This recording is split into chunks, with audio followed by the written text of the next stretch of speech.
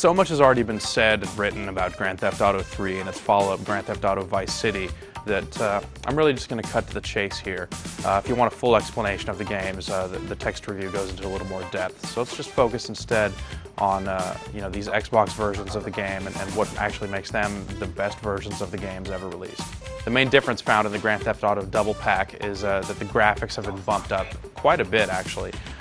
These games started out on the PS2 and then moved to the PC. And the games were cleaned up when they were released on the PC, but then now another level of kind of graphical sheen and polish have been added on top of that PC version. So now you're seeing things like improved lighting. You'll see reflections on the cars. The fire will kind of spout off a little more light to it that makes it look a little more realistic. The game's in Dolby Surround 5.1. The control works really well. That actually takes a little bit of getting used to if you're more familiar with the PS2 or PC versions, but the control in the Xbox version works just as well. The game's got custom soundtrack support just like the PC version. Basically, these games are still great. And the enhancements that have been made to both games really serve to just kind of spruce it up and make it, still respectable by today's standards.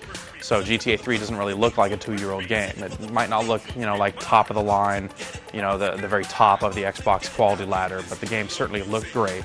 The draw distance have been increased out a little bit. The frame rate is mostly pretty solid.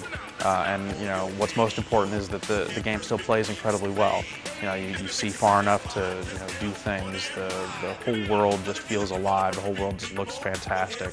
On top of all of that, you're getting 2 full games for the price of basically 1 full game. And these are 2 of the fullest full games you'll ever find.